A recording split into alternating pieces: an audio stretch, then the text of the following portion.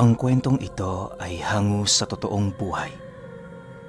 Karanasan ito ni Banit.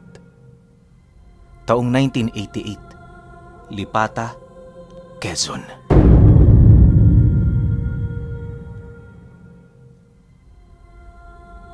Itong mga panahong ito, kasalukuyang nagmamay-ari ng malawak na palayan itong si Banit sa Lipata.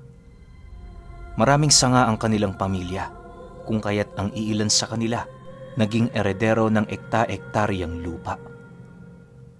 Marami man ang naging alitan sa mana kahit papaano napaghatian nila yon ng maayos. Panganay sa 7 magkakapatid itong si Banit. Magmula noong nawala ang kanilang mga magulang, siya na ang tumayong padre de pamilya at ilaw ng tahanan. Ni minsan, hindi nila naranasan na may paboran sa kanilang pamilya, lalo pat isa yun sa pinakaayaw niya. Nangako itong si Banit sa kanyang mga kapatid na hanggat nabubuhay siya, hindi maaari ang panlalamang sa loob ng kanilang tahanan. Dahil sa kanyang estriktong paniniwala, kaya na may walang nagawa ang mga kapatid niyang sumusunod lang sa kanya.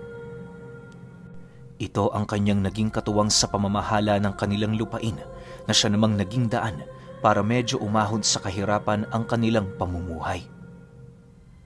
Kalakip ng pamamahala ni Banit sa kanilang lugar ay ang nag-iisang armas ng kanilang angkan na ipinasa pa ng unang pamilya ng kanilang lahi. Isa yung uri ng tabak kung saan meron yung paalong disenyo at meron itong dulong talim na maihahalin tulad mo sa dila ng ahas. Bago pumanaw ang ama ni Banit, inilahad nito sa kanya, hindi pangkaraniwan ang tabak na yon. Importanteng mapanatiling nakatarak ang kalahati nito sa lupa kapag hindi yon gagamitin. Swerte din sa pamumuhay ang armas na yon, subalit meron itong kalakip na kamalasan sa sinumang may masamang binabalak sa kapwa. Kabilin-bilin na ng kanyang ama, iwasan niyang gamitin ang tabak para humiwa ng laman ng tao o anumang hayop na merong buhay. Gagamitin niya lamang ito sa oras na meron siyang maramdamang kakaiba sa lugar nila. Hindi na bago kay Banit na makasalamuha ng mga aswang sa kanilang lupain. Minsan, kapag sumasapit ang araw ng gapasan sa palayan, may mangilan-ngilang mga aswang ang nakikigapas sa kanila. Di naman yun kaanong pinapansin ni Banit, lalo pat kung tao yung nakikipag-usap. Ang mahalaga, magkaroon sila ng maayos na ugnayan sa kahit na sinong naninirahan sa kanilang lugar. Matagal na din niya kasing pinakikisamahan ang mga ito, gawa ng hindi rin niya maipagkakaila ang dami ng aswang na naninirahan sa Lipata. Ang iilan nga sa kanyang mga kadugo roon, araw at gabi, minamanmanan ng mga aswang. Sila lamang ang naging karespe-respeto sa mga ito dahil sa tabak niyang tangan na pamana ng kanyang yumaong magulang. Sa pagsapit ng buwan ng Oktubre, araw ng gapasan sa kanilang palayan, naging abala naman itong si Banit sa paghahanap ng mga tauhan. Nagkaroon kasi noong kasabayan niya ang mga kapatid niyang may mga palayan din, kaya na may naging limitado ang mga trabahador na magtatrabaho. Upang hindi siya iwan ng mga ito, tinaasan niya ng konti ang bayad para naman hindi na yon dumayo sa lugar ng kanyang mga kadugo. Kinakailangan niya kasing magapas ang kabuuan ng kanilang tanim para mas mapadali ang kanilang pagbilad rito. Sa loob ng 2 araw, nagawang matapos ni Banit ang kanilang trabaho sa palayan. Tuwang-tuwa silang mag-anak noon sa kadahilan ng mauuna silang makapagtinda sa mga kadugo nilang nasa ibang lugar. Inakala nilang ayos lang ang kanilang ginawa, subalit ang hindi nila alam, nagtatanim na pala ng galit ang mga ito sa kanilang pamilya. Isang hapon, habang nag-aayos ng mga ibinilad na palay itong sila Banit, nasipat nila ang pagdating ng iilan sa kanilang mga pinsan sa ibang lugar. Pagpasok ng mga ito sa loob ng kanilang bakuran, Agad naman siya nitong hinanap sa mga kapatid niyang kanilang nadaraanan. Nang malaman naman niya na siya ang pakay ng mga ito, agad naman niyang hinugot ang tabak sa lupa at dali-daling tumungo sa kinaroroonan ng kanyang mga kadugo. "Oh, buti naman at napadalaw kayo mga pinsan. Magandang balita ba ang inyong dala?" Bungad na wika ni Banit sa mga ito. Matapos niyang makapagsalita, bigla naman siyang napatahimik nang masipat niya ang nakasimangot nitong pagmumuka. Kahit masaya niya yung kinumpronta, tila bang hindi yun sapat para patawanin ang mga taong yun. Dahil sa mga bagay na kanyang naramdaman, minabuti niyang magseryoso habang dahan-dahang pinapalayo ang kanyang mga kapatid sa kinaroroonan nila. Makalipas pa ang ilang minuto, nasipat niya ang isa sa mga pinsan niya na tumititig sa kanya habang nagwiwika ng, "Ano na naman ba tong ginawa mo, Banit? Akala mo ba hindi namin malalaman na nagtaas ka ng bayad para madali kayong matapos sa gapas? Ultimo mga taong naninirahan sa aming baryo, tumungo na rito para magtrabaho. Bakit ba hindi ka nakukontento sa mga manggagawa niyong naririto? Ayaw mo ng gulo, pero inuumpisahan mo." "Hindi ko naman kasalanan yan, pinsan. Pare-pareho lang tayo may diskarte sa buhay. Kung gusto nyo na sa inyo sila magtrabaho, edi sabayan nyo rin ang presyo ko. Ganun lang yun kadali. Hindi naman sa nilalamangan ko kayo, pero minsan, naiisip ko din ang kalagayan ng mga manggagawa natin dito." Matapang na sagot naman ni Banit. Nang marinig naman ito ang kanyang sinabi, mas lalo pa yung nagalit sa kanya. Maya-maya pa, bigla naman siyang napaatras nang masipat niya ang iilan sa mga tauhan nito na bumunot ng armas. Paghawak niya sa kanyang tabak, mariin naman niya yung pinaalalahanan na naroon sila sa kanilang lugar. Dagdag pa niya, huwag silang magpadalos-dalos kung ayaw nilang malagasan ng kasama. Dahil sa kilala naman si Banit pagdating sa husay sa pakikipaglaban, kung kaya't hindi na nagpumilit pa ang grupo ng kanyang pinsan. Para hindi na mas lalo pang lumala ang sitwasyon, ninais na lamang nitong umalis na sa lugar niya. Sa pagbalik ng katahimikan sa paligid, patuloy pa ring pinag-iisipan ni Banit ang mga susunod na mangyayari. Nasisiguro niya, hindi lang doon nagtatapos ang alitan nila, lalo pat kitang-kita niya sa mga mata ng mga taong yon ang animoy kahandaan nitong pumatay ng tao. Hindi niya rin maipagkakaila, wala yung sinasanto kahit sarili nilang kadugo. Kung hindi niyo kasi na itatanong, normal na lamang masangkot ang kanilang pamilya sa anumang gulong nangyayari sa lipata. Kadalasan, binabansagan silang mga halang ang kaluluwa dahil sa kakayahan nilang pumatay sa mga taong nagiging hadlang sa kanilang mga negosyo at plano. Dagdag pa ni Banit na sa 5 pamilyang kinabilangan nila, sila lamang ang nag-iisang hindi gaanong nasasangkot sa ganoong gawain. Maaaring yun ang rason ng iilan nilang mga trabahador kung bakit mas ninais nitong magtrabaho sa ilalim ng kanyang puder kaysa sa puder ng kanyang mga kadugo. Lumipas ang mga araw, mas lalo namang naging abala itong sila Banit. Kahit wala pa sila noong natatanggap na banta, minabuti nilang maging alerto nang sa gayoy hindi sila basta-bastang maunahan ng mga ito. Pagtungtong ng sumunod na linggo, merong bumisita sa kanilang tahanan na isa nilang trabahador na nanggaling pa sa sumunod na baryo. Nang makausap niya ito, doon niya napag-alaman ng tungkol sa binubuong plano ng iba pa nilang mga kadugo. Ayon sa trabahador niya, narinig niya yung nag-uusap ukol sa plano nitong pagpatay sa kanya. Ayaw sana nitong masangkot sa gulong yon pero nais naman itong mailigtas si Banit kahit papaano. Dagdag pa nito na dahil sa ginawa niyang yon, hindi niya masisigurong mabubuhay pa siya pagbalik niya sa tahanan nila. Nang marinig naman niya ang sinabi nito, hindi na siya doon nag-alangan pang maniwala. Para naman mailigtas niya ang buhay ng magsasaka, inabisuhan niya yung dalhin sa kanyang tahanan ang pamilya nito.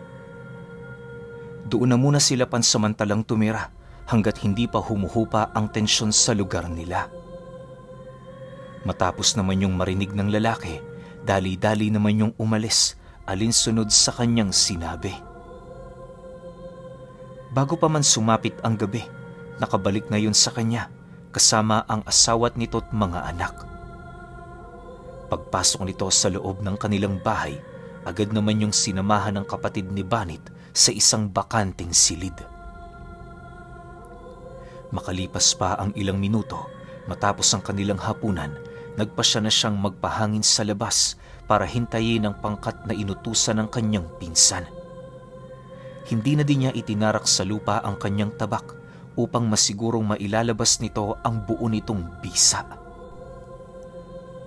Ayon kay Banit, na kapag hindi niya na itatarak ang tabak na yun sa lupa sa loob ng 2 oras, bumibigat yon ng doble. Mas magiging mabigat pa ito sa oras na nalipasan pa yon ng kalahating araw.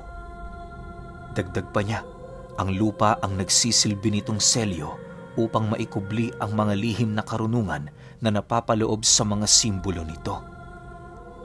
Maniwala kayo o hindi, kayang-kayang humiwa ng hangin ng tabak na yon kapag naabutan nyo ng 1 linggo na hindi nakalibing sa lupa. Kalakip ng hindi nito masukat na lakas ay ang kamalasang babalot sa kamay ng nagtatangan sa loob ng 3 buwan. Makalipas pa ang ilang minutong paghihintay, unti-unti nang nararamdaman ni Banit ang animoy pag-iba ng ihip ng hangin sa kanyang paligid. Noong una, purong mga kuliglig pa ang kanyang naririnig, subalit habang patuloy niya yung pinakikinggan, doon niya nararamdaman ang mga kakaibang pag-aangil ng nilalang. Inaasahan niyang mga aswang ang mga ito, lalo pat maraming koneksyon ang kanyang pinsan sa mga ganoong uri ng nilalang. Sa pagpapatuloy ng ganoong pangyayari, doon na nga siya nagpasyang maglibot-libot sa lugar nila. Pagdating niya sa unahang bahagi ng kanilang tahanan, doon niya nasilayan ang mga nilalang na nakatayo sa pinakadulong parte ng puno ng mangga. Nanlilisik ang mga paningin nitong nakatitig sa kanya habang patuloy yon na hindi gumagalaw. Matapos naman niyang masilayan ang mga nilalang na yon, walang pagdadalawang isip naman niya itong hinamong bumaba para kaharapin siya. Dahil sa paninindak ni Banit kung kaya't napilitan ng mga itong bumaba sa puno. Di pa man yun nakakalapit sa bakuran ng bahay niya, buong lakas naman niya yung sinugod habang unti-unting hinuhugot ang tabak sa kanyang bewang. Paglapit niya sa kinaroroonan ng mga ito, bigla naman yung nagsipulasan para ilagan ng kanyang pag-atake. Inaasahan naman niyang yon ang gagawin ng nilalang, kung kaya't bago pa ito tuluyang makalayo sa kanya, binato niya na yon ng tigalpo. Dahil sa ginawa ni Banit, kung kaya't parang bato na bumagsak ang aswang na tinamaan nito. Nagpupumilit pa yung magpumiglas papalayo pero hindi niya na yon hinayaan. Sa paglapit niya sa kinaroroonan nito, walang awa niya yung pinugutan ng ulo habang nagwiwika sa mga kasama nito ng, "Nagkakamali kayo ng pamilyang binabangga ninyo. Pakisabi sa pinsan ko, kung gusto niya akong patayin, siya mismo ang pumunta rito.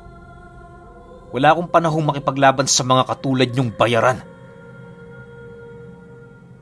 Nang marinig naman yon ng mga aswang, wala naman itong nagawa kundi ang dahan-dahang umatras sa lupain niya. Sa pagkawala ng mga ito, agad naman niyang tinapon ang bangkay ng nilalang na yon sa damuhan. Hindi niya na yon pinaghirapan pang ilibing pagpapakita ng pang-iinsulto dito. Makalipas pa ang ilang minuto, nagdesisyon na siyang bumalik sa loob ng kanyang bahay.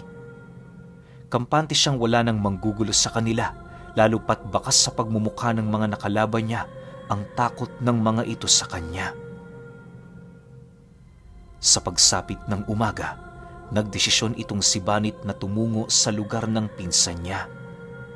Hindi siya pupunta roon para makipag-ayos, bagkus ay magbibigay ng babala ukol sa mga nangyari noong nagdaang gabi.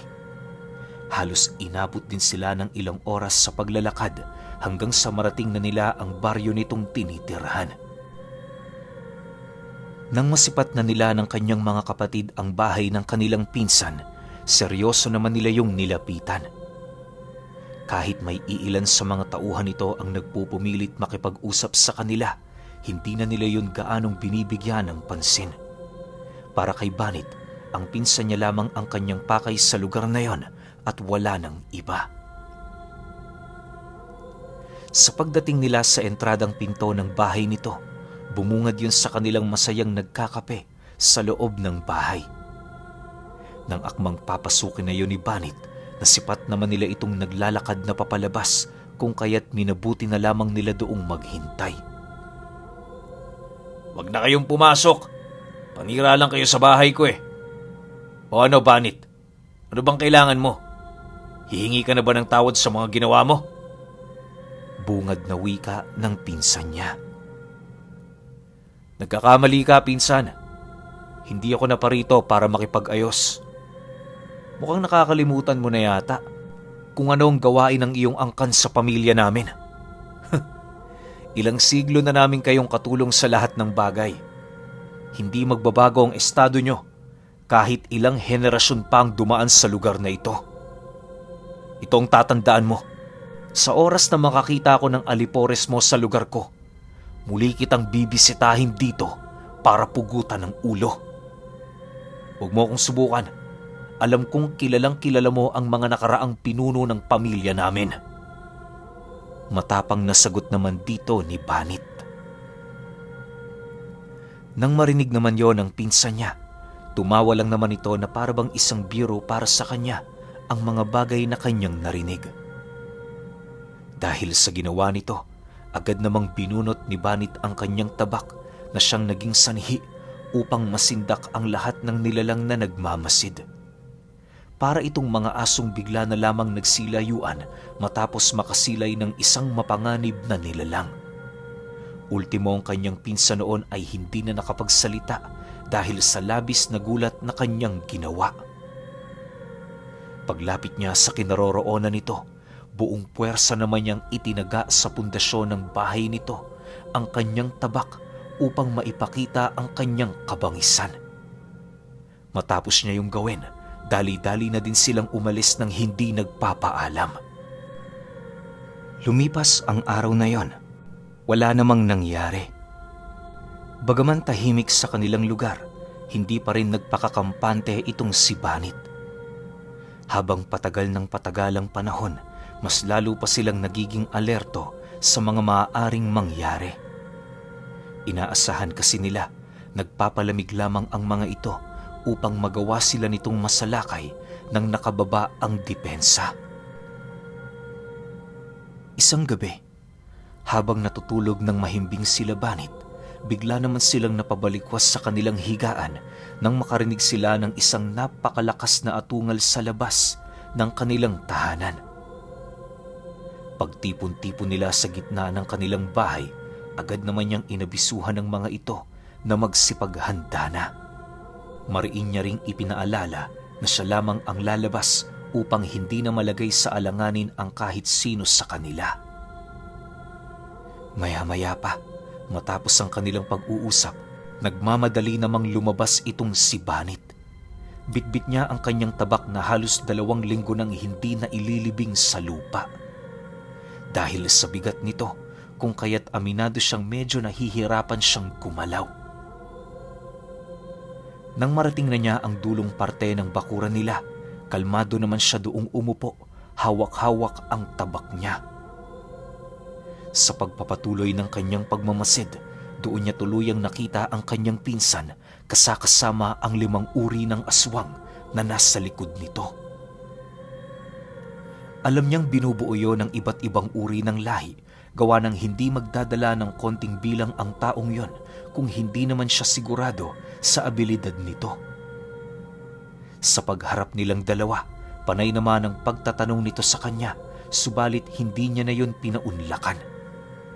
Imbis na makipagsagutan siya, nagdesisyon siyang sugurin yon, hudyat ng pag-uumpisa ng digmaang kinakaharap nila. Dahil sa ginawa ni Banit, kaya na may walang nagawa ang pinsan niya, kundi ang makipaglaban. Sa loob ng kalahating oras, nanatiling buhay pa rin ang alagad ng mga ito dahil sa pilit nitong pag-iwas sa kanyang pag-atake. Halos metro-metro din ang layo nito sa kanya sa kadahilan ng pinangingilagan ng mga ito ng husto ang dulo ng kanyang tabak. Matapos ang mga pangyayaring yon, bakas sa pagmumukha ng mga nilalang ang labis na pagkabahala. Kahit hindi umatake ang mga ito sa kanya, kitang-kita niya kung papaano yun huminga ng malalim dahil sa patuloy nitong pag-ilag sa ataking kanyang ginawa. Maya-maya pa, nang bahagyang maantala ang paglalaban nila, kampante namang umupo sa lupa itong si Banit habang nananatiling nakatitig sa kinaroroonan ng kanyang mga kalaban. Pagturo niya sa isa sa mga ito, dahan-dahan naman siyang nagwika ng, "Takot na takot kayo sa talim nito, pero hindi niyo man lang pinansin ang sinulid na inilalabas ng dulong talim ng armas ko. Tingnan niyo maigi ang inyong mga katawan. Sigurado akong malalaman niyo kung ano ang tinutukoy ko." Matapos nitong makapagsalita, dahan-dahan naman niyang hinila ang sinulid na inilalabas ng talim ng kanyang tabak. Pagramdam dito ng mga aswang, buong lakas naman nila yung iniaalis sa kanilang katawan, subalit sadyang makapit at matibay ang mga sinulid. Dahil dito, wala na silang nagawa kundi tumakbo papalayo, ngunit mariin naman yung pinigilan ni Banit. Panay na ang pag-iyak ng mga aswang at pagmamakaawa sa kanya, subalit wala siyang nakikitang rason kung bakit niya pakakawalan ang mga ito. Kaparte sila ng puwersa ng pinsan niya, kaya na may dapat lamang silang bawian ng buhay. Maya-maya pa, nang makapagdesisyon na siya, buong lakas naman niyang hinila ang sinulid na siyang naging sanhi upang makaladkad papalapit sa kanya ang mga aswang. Paghawak niya sa isa sa mga ito, agad naman niya yung inundaya ng saksak sa likod na halos tumagos sa dibdib nito. Habang pa isa-isa niyang pinapatay ang mga nilalang na yon, panay naman ang kanyang pagtitig sa pinsan niya para iparamdam doon ang kanyang galit. Nang maubos na niya ang mga kasama nito, kalmado naman siyang lumapit dito para wakasan na ang buhay nito. Kahit ano pa ang sabihin ng pinsan niya sa kanya, animoy nagiging bingi na itong si Banit dala ng kanyang galit. Nang magkaharap na sila, bigla naman niya yung inundaya ng saksak sa tagiliran na siyang naging sanhi ng mabilisan nitong panghihina. Pagbagsak nito sa lupa, walang awa naman niya yung tinadyakan habang nananatiling nakatitig sa kinaroroonan nito. "Nakalimutan mo kung saan ang lugar mo," wika ni Banit bago niya yung tuluyang binawian ng buhay. Sa pagkamatay nito, agad naman niyang ipinaalam sa pamilya ang mga nangyari. Lahat ng kamag-anak ng pinsan niya ay minabuti niyang tanungin kung meron ba yung nararamdamang galit ukol sa kanyang ginawa. Nang mapag-alaman niyang wala naman yung naging reklamo, minabuti na niyang bumalik sa kanilang tahanan para ipagpatuloy ang mapayapa nilang pamumuhay. Iniwasan din muna niyang makipagtalo kung kani-kanino upang maiwasang muling gambalain ang pananahimik ng tabak. Magmula noong nangyari ang digmaan na siyang ikinasawi ng kanilang pinsan, hindi na nakita ng kanyang mga kapatid ang kinaroroonan ng tabak na pagmamay-ari ni Banit. Sinasabi ng iilan sa mga ito, itinago niya yon sa malayong lugar, habang ang iba naman naniniwalang nasa pangangalaga niya pa rin ang gamit na yon. Pero alam niyo ba, kahit ilang taon pa man nang lumipas sa lugar nila, nakapagtatakang hindi sila ginagambala ng mga aswang na naninirahan di kalayuan sa kanilang lugar. Kahit nga noong buntis ang asawa ng kapatid ni Banit, Malaya pa yung nakakapaglakad sa kanilang lupain kahit 10 oras na ng gabi. Lahat sila maaaring naniniwala na kaya ligtas ang kanilang lupain dahil sa ibinibigay na proteksyon ng kinakatakutang tabak ng mga aswang.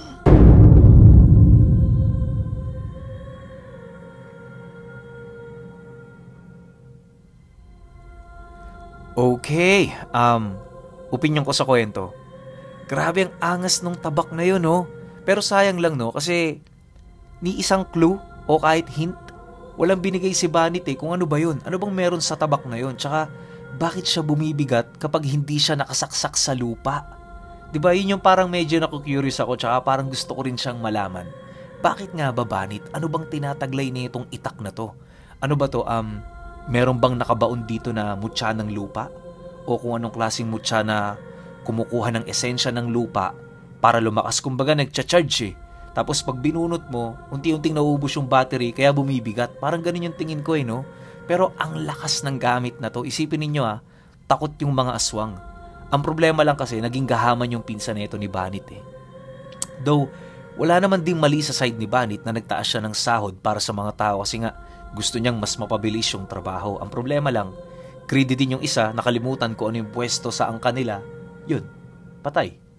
Diba? Pero kayo, kung may opinion kayo sa kwentong ito, comment nyo lang sa baba. Yun lang, hanggang sa susunod na kwento. Salamat.